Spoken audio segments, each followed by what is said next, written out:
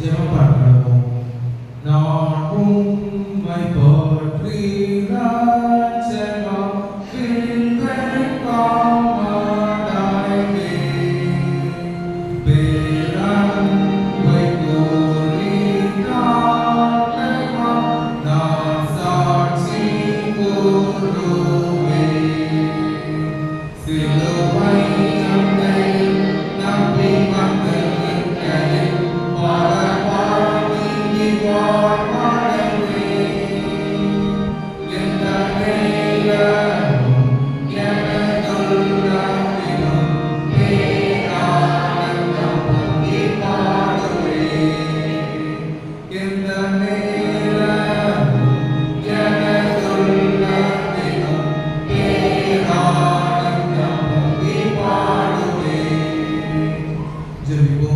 சர்வவல்ல பிதாவே, இந்த அருமையான மும்மணி தியான ஆராதனை நாம் 2 வாரங்கள் தியானிப்போம் சுவாமி. இந்த 3வது வாரத்தை தியானிக்கும் போது உங்கள் தெய்வீக பிரசன்னம் எங்களோடு இருக்கட்டும் ஆண்டவரே. 2000 ஆண்டுகளுக்கு முன்பு எங்களுடைய அக்கௌண்ட்களுக்காக சிலுவையில் நொறுக்கப்பட்ட சுவாமி, இந்த ஆண்டு மும்மணி தியான ஆராதனை வந்து உண்மை நாங்கள் ஆராதிக்க உதவி செய்து உண்மை நாங்கள் நமஸ்கரித்து பிரார்த்தனை செய்கிறோம் சுவாமி. 3வது வாரத்தை தியானிக்கும் போது உங்களுடைய தெய்வீக பிரசனமும் சிலுவையின் ரத்தமும் எங்களோட கூட இருந்து வாழ்ந்துட்டோம். இயேசுவின் மூலம் வேண்டிக்கிறோம் பிதாவே, ஆமென். இயேசு கிறிஸ்துவுடைய 3ஆம் வார்த்தை யோவான் 19ஆம் அதிகாரம் 26ஆம் வசனம் 27ஆம் வசனத்துல இயேசு தம்முடைய தாயையும் அருகில் நின்ற தமக்கு அன்பாயிருந்த சீஷரையும் கண்டு தம்முடைய தாயை நோக்கி, ஸ்திரீயே அதோ உன் மகன், அந்த சீஷரை நோக்கி அதோ உன் தாய் என்றார். அந்நேரம் முதல் அந்த சீஷன் அவளை தன்னிடமாய் ஏற்றுக்கொண்டார். இயேசு கிறிஸ்து 3ஆம் ஆண்டு ஊழியம் செய்யும்போது அவர் ஏராளமான அற்புதங்களையும் செய்தார். அவர் தந்தை தாய்க்கு கீழ்ப்படிந்தார் என்று நாம் வேதத்தில் பார்க்கிறோம். ஆனால் அவர் சிலுவையில் தொங்கிக் கொண்டிருக்கும் சமயத்திலும் கூட தன் தாயின் மீது கரிசனை கொண்டு தன் அன்பாய் இருந்த சீஷனிடம் ஒப்படைக்கிறார். 27ஆம் வசனம் கடைசி பகுதியில் பார்க்கலாம். அந்நேரம் முதல் அந்த சீஷன் அவளை தன்னிடமாய் ஏற்றுக்கொண்டார். இயேசு கிறிஸ்து கூற்று கூறியவுடன் அந்த சீஷன் உடனே தன் தாய் இயேசு கிறிஸ்துவின் தாய் அவர் மரியாதை தன்னிடமாய் ஏற்றுக்கொண்டார் என்று பார்க்கும்போது இப்பகுதியை ஜான் கேல்வின் இறையியல் வல்லுநர் அவர் கூறியதாவது இப்பகுதியை கிறிஸ்துவின் நோக்கம் யோவானை அவருடைய அன்பின் வாரிசாக குறிப்பிடுவதும் அவருடைய பராமரிப்பின் கீழ் திருச்சபை அன்பில் ஒன்றுபடும் என்பதை காட்டுவது ஆகும். Christ's intention was to point to John as the heir of his love and to show that the church would be united in love under his care. ஆறு திருச்சபைகளில் சாட்சியாய் மக்கள் வாழ்ந்தார்கள். 200-300 ஆண்டுகளுக்கு முன் ஐயனானம் நம்முடைய திருமணத்தில் ஏராளமான மிஷனரிகள் வந்து கடவுளுடைய வார்த்தையை பிரசங்கித்து ஆலயத்தை கட்டினார்கள் என்று நாம் தெரியும். நம் மிஷனரிகளை பரிசுத்தவான்கள் என்று குருபராக நாம் இருக்க வேண்டும். அதே போல வேதாகமத்தில் கடவுளுக்கு பிரியமுள்ளவராய் கடவுள் கொடுத்த பொறுப்பை சாட்சியாக வாழ்ந்தார்கள் என்று நாம் பார்க்க வேண்டும். இன்னொரு டெர்டலியன் ஒரு ஏழை சர்ச் ஃபாதர் அவர் போதகர் கிறிஸ்து தனது கடைசி தருணத்தில் கூட தனது தாயை பராமரித்தல் கிறிஸ்துவின் நம்பிக்கையில் தாய்மை கண்ணனத்தை வெளிப்படுத்துகிறது. இது குடும்ப பிணைப்புகளின் புனித தன்மையை எடுத்துக்காட்டுகிறது. அவை நற்செய்தியின் வெளிச்சத்தில் மறுமறை கரை கூட செய்யப்பட்டாலும் கூட Christ care for his mother even in his last moments reflects the dignity of motherhood Christian faith. This highlights the sacredness of family bonds even as they are refined in the light of the gospel. இயேசு கிறிஸ்துவின் செயலின் மூலம் சாட்சியை உயிர்ப்பித்தது அவருடைய இறை வாக்கு நமக்கு ஒரு சாட்சியாக வாழும் என்று இயேசு கிறிஸ்து குறிப்பிட்டார். நம்ம எப்படி இருக்கிறோம், நம்ம அன்றாட கிறிஸ்தவ வாழ்வில் நம்ம சாட்சியாக இருக்கிறோமா என்று நாம் யோசித்து பார்ப்பதாக நாம் இருக்க வேண்டும். சாட்சி என்பது இல்லத்திலும் தான் தோன்றுகிறது. வீட்டிற்குள் சாட்சியாய் வாழாமல் பூஞ்சை வெட்டி கொண்டு முறுமுறுத்து கொண்டு வெளியில மட்டும் தேவாலயத்தில் மட்டும் சாட்சியாய் வாழ்வது அது போலித்தனமானது என்று இயேசு கிறிஸ்துவே கூறுகிறார். பரிசேயர்கள் நாம் பார்க்கும்போது வெள்ளடிக்கப்பட்ட கல்லறை என்று இயேசு கிறிஸ்து விமர்சனம் செய்கிறார். நாம் இல்லத்திற்குள் சாட்சியாய் வாழ வேண்டும். நாம் கொடுக்கிற பொறுப்பை அது பெரிய பொறுப்போ சிறிய பொறுப்போ அது நம்ம பார்த்து சாட்சியோட நம்ம வாழ வேண்டும். குடும்ப பொறுப்பை எடுத்துக்கொண்டாலும் தாய் தான், அம்மா தான் வீட்டு பொறுப்பை எல்லாம் எடுத்து செய்வாங்க. தனக்கு கஷ்டம் இருந்தாலும் தனக்கு சாப்பாடு இல்லைன்னாலும் பிள்ளைகளுக்கு பிள்ளை எப்படியா சாப்பிடணும் என்று நம்ம இங்க இருக்கிற தாய்மார் அனைவரும் அப்படிதான் இருக்கிறோம் என்று நாம் தெரியும். இயேசு கிறிஸ்து அப்படிதான் கடைசி அவளை மரண அவஸ்தை சாகும் ஜீவன் போகும் நேரத்தில் கூட தன் தாயின் மீது பரிசனை கொண்டு தன் சன்பாய் யோவான் சீஷனிடம் ஒப்படைக்கிறார். வேதத்தில் நாம் பார்க்கிறோம், பேதுரு அப்போஸ்தலர் 2ஆம் அதிகாரம் 14ஆம் வசனம் முதல் 47ஆம் வசனம் வரை வாசித்தோம்னா, பேதுரு வந்து கடவுளுக்கு ஊழியம் செய்து பிரசங்கிக்கிறார். ஆண்டவர் வந்து அவர் கொடுத்த பொறுப்பை ஆண்டவர் முக்கியமா 17ஆம் வசனத்துல மாம்சமான யாவரையும் என் ஆவியை ஊற்றுவேன் என்று சொல்லி பின்பாக வாசிப்பதும் பிரசங்கிக்கிறார். பிரசங்கத்தை கேட்டு 40ஆம் வசனத்தில் பார்த்து 3000 பேர் ஏறக்குறைய 3000 பேர் ஞானஸ்நானம் எடுத்தார்கள் என்று நாம் பார்க்கிறோம். அதே போல மோசே, நமக்கு தெரியும் மோசே வேதத்தோட அனைத்து சமூகங்களும் நமக்கு தெரியும். தேவாலயத்தில் ஒவ்வொரு ஆண்டும் பிரசங்கத்தை கேட்கிறோம், பல ஜெப கூட்டங்களை நாம் கேட்கிறோம். ஆனால் ஒவ்வொரு சமயம் நாம் வேதம் வாசிக்கும் பொழுது ஒவ்வொரு உணர்வை நமக்கு தோணும். ஆண்டவர் மோசேயோட முகமுகமாய் பேசுகிறார் என்று நாம் பார்க்கிறோம். கர்த்தருடைய வழியின்படி கர்த்தருக்கு உண்மையாக செய்து கர்த்தர் தம் கொடுத்த பொறுப்பை முதல்ல சொல்றான், அது இஸ்ரவேல் பாவம் ராஜா முன்னாடி போக மாட்டேன் என்று சொல்றான். ஆனா ஆண்டவர் அவன் கூட இருக்கிறதால போய் இஸ்ரவேல் மக்களை எகிப்திலிருந்து வழிநடத்துகிறார்.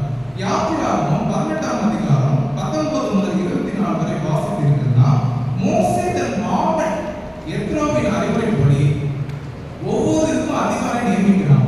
21ஆம் வசனத்தை நீங்க பார்த்தா தெரியும். 1000 பேருக்கு ஒரு அதிபதி, 500 பேருக்கு ஒரு அதிபதி, 50 பேருக்கு ஒரு அதிபதி, 10 பேருக்கு ஒரு அதிபதியை அவன் நியமிக்கிறான். அவர்கள் நியாயம் விசாரித்தார்கள் என்று கடைசி வசனத்தில் நாம் பார்க்கிறோம். இயேசு கிறிஸ்து அவர்கள் கொடுத்த பொறுப்பை அவர்கள் கண்ணியமாய் செய்தார்கள். இன்றைய காலத்தில் நாம் எப்படி இருக்கிறோம்? ஆயரானாலும் சரி, நம்ம உபதேசரானாலும் சரி, ஆசிரியரானாலும் சரி, நீதியரசரானாலும் சரி, கடவுள் நாம் கொடுத்த பொறுப்பை நாம் எப்படி செய்கிறோம் என்று ஆராய்ந்து பார்க்கிறோம். நியாயாதிபதிகள் புஸ்தகம் படிப்போம். 13 நியாயாதிபதிகள் இஸ்ரவேல் மக்களை விசாரிக்கிறார்கள். 3ஆம் அதிகாரத்திலிருந்து 13ஆம் அதிகாரத்திலிருந்து இந்த 13 நியாயாதிபதிகள் ஒத்னியே, ஏகூத், சம்கார், தெபோகான், பாரா, இதியோன், தோவா, யாவே, எப்தா, இப்சான், ஏலோன், அப்சோன், கடைசியாக சிம்சோன். 13 நியாயாதிபதிகள் இஸ்ரவேல் மக்களை சரியான நியாயம் விசாரிக்கிறார்கள். இது போன்ற பல பேர் வேதாகமத்தில் கடவுளுக்கு பயந்து உண்மையாக நியாயம் விசாரிக்கிறார்கள். அந்த நியாயம் விசாரித்தல் அவர்கள் வாழ்ந்த வாழ்வில் சாட்சி வைக்கிறது. நாம் எதிர்கால வருங்கால தலைமுறைகளுக்கு நாம் எப்படி வாழ்ந்தோம் என்று நல்லதான் பேசணும். அது இயேசு கிறிஸ்துவே ஒரு அடையாளம். ஆபத்து காலத்தில் கூட தன் தாயை ஒப்படைக்கிறார். நம் குடும்பத்தில் ஒரு முதியவர் இறக்கும் பொழுது தன் பொறுப்பை மகனிடமோ மகளிடமோ கொடுப்பது பழக்கம். அந்த பொறுப்பை அவன் சரியாக செய்ய வேண்டும். ஊர் மக்கள் பேசணும், அப்பா செஞ்ச மாதிரி மகனும் செய்யலாம் என்று பேசணும். அதுதான் சாட்சி. கிறிஸ்தவ வாழ்க்கையில சாட்சி என்பது மிகவும் முக்கியமானது. மிஷனரி வாழ்க்கை, நம் முன்னோர் பரிசுத்த வாழ்க்கை, நாம முடிந்த அளவுக்கு உண்மையான இயேசு கிறிஸ்துவின் வழியை கடைபிடிக்கணும். சாட்சியா வாழ்க்கைக்கு பல முட்டுக்கட்டைகள் வரும். சாத்தான் வந்து ஆண் ரூபத்திலேயோ பெண் ரூபத்திலேயோ ஒவ்வொரு இடத்துலையும் வந்து எழுப்புவான். எதிரிகளை சாட்சியாய் வாழ விடாம. ஆனா தேவன் கூறுகிறார், உண்மையோட மனுஷன் ஆசீர்வாதங்கள் பெறுவான் என்று கடவுள் கூறுகிறார். அதனால முடிந்த அளவுக்கு உண்மையாக வாழவும், தினமும் அனுதினம் வேதம் வாசித்து ஜெபித்து பாடல்களை பாடி அவரை போற்றி துதிப்போமாக. கடவுள் உங்களை ஆசீர்வதித்து வழிநடத்துவதாக. ஜெபம் பண்ணுகிறோம். ஆண்டவருடைய சிலுவையிலே 3ஆம் வார்த்தையை தியானிக்கலாம். தம்முடைய குடும்பத்திலே அவர் சாட்சியை காத்துக் கொண்டார். தன்னுடைய பெற்றோருக்கு அவர் ஆச்சரிய உன்னதமான பொறுப்பை அவர் நிறைவேற்றினார். இதற்கு காரணம் அவருடைய பெற்றோர் அவரை வளர்த்த விதம், பெற்றோர் அவரிடத்தில் கொடுத்த நல்ல உறவு, பிள்ளைகளிடத்திற்கும் சரியான நல்ல உறவால் சிலுவையில் வெளிப்பட்டது. இன்றைக்கு நாம் அவருடைய பெற்றோர்களை எப்படி காணப்படுகிறோம்? அவருடைய வயோதிக காலத்தில் அவர்கள் மீது நம்முடைய மனப்பாங்கு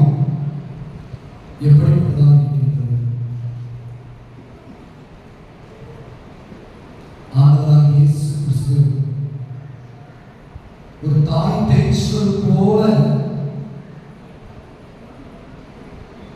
அந்த இடத்துல தன்னுடைய தாயை தேய்ச்சதை பேசினார். இன்றைய தாய் உள்ளம் நம்மிடத்தில் இருக்கிறதா?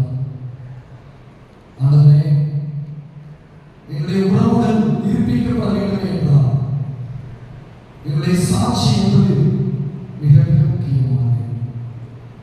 எங்களுடைய பொறுப்புகளிலே நாங்கள் கிறிஸ்துவை வெளிப்படுத்த உதவி செய்கின்ற ஆண்டவருடைய சன்னிதானத்தை நாம் கேட்போமா? இதோ நமக்காக சிலுவையிலே அவர் மரித்த பொழுது தம்முடைய தாயை அவர் நினைத்து பார்த்தார். இதோ அந்த நேரத்திலே மிகுந்த வேதனையோடு நின்ற அவருடைய தாயின் இதழ் எவ்வளவாய் தேய்ச்சப்பட்டிருக்கும். இன்றைக்கும் இந்த ஆராதனையிலே பிள்ளைகளால் கண்டுகொள்ளப்படாத பெற்றோர் இருக்கிறார். இந்த ஆராதனையிலே பங்கு வச்சிருக்கிற கர்த்தர் நம்மை தேய்ச்சிருக்கிறார். நம்முடைய பெற்றோர்களுடைய பணத்தின் மூலமாக கொடுக்கக்கூடிய மட்டும் அவர்களை தேய்ச்சிட முடியாது. நம்முடைய வரைபடத்தின் காலத்தை அவர்களோடு நாம் செலவழிக்கக்கூடிய நம்முடைய சிறு பிரயாணங்கள் நாம் என்ன செய்தாலும் அவர்கள் அதை கொடுத்துக் கொண்டார்கள். அந்த பொறுமை சாட்சி இதெல்லாம் இன்றைக்கு நம்முடைய பெற்றோர்கள் கொடுக்கிறோம். இதெல்லாம் நம்முடைய பிள்ளைகளுக்கு எதிர்பார்க்கும் பெறாதவர்களுக்கு இருக்கின்ற நம்மை கர்த்தர் தேய்ச்சிருக்கிறார். எனக்காக மரித்தாரே, என் பாவம் சுமந்தாரே, நமக்காக மரித்தாரே, நம் பாவம் சுமந்தாரே. ஒரு தாய் தேற்றுவது போல் என் நேசர் தேற்றுவார். ஒரு தாய் தேற்றுவது போல் நம் நேசர் தேற்றுவார். நன்றி ஆண்டவரே. இந்த வார்த்தையை தியானித்திருக்கிற நாங்கள் பிள்ளைகளால் கைவிடப்பட்ட பெற்றோருக்காக நாங்கள் ஜெபிக்கின்றோம். முதியோர் இல்லங்களை தனிக்கின்ற பெற்றோர்களுக்காக நாங்கள் ஜெபிக்கின்றோம். தங்களுக்குரியதை கொடுத்தும் தங்களுடைய நேரத்தை கொடுக்காத பிள்ளைகளால் மனம் உடைந்து போயிருக்கின்ற பெற்றோர்களுக்காக நாங்கள் ஜெபிக்கின்றோம். ஆண்டவரே, நீர் அவர்களை தேய்ச்சுவீராக, நீர் அவர்களை பலப்படுத்துவீராக. ஆண்டவரே, நாங்களும் எங்களுடைய பெற்றோரை இன்னும் அதிகமாக நேசிக்க கனப்படுத்துடைய இருதயத்தை பெற்றுக்கொள்ள முயற்சி. எங்களுடைய திருச்சபையின் சிறுபிள்ளைகள் வாழ்வுகள் பெற்றோர்களுக்கும் பெரியவர்களுக்கும் கொடுக்கக்கூடிய கனத்தை கொடுக்கும்படிக்கு நாங்கள் அவர்கள் நல்வழியிலே வழிநடத்தி வளர்த்துவதற்கு ஏற்ற நல்ல நாமத்தை பெற்றோர்களாக ஒவ்வொருவருக்கும் கொடுக்கும்படி நாங்கள் ஜெபிக்கிறோம். நீர் வழிபடுகிறார். இயேசு நாமத்தை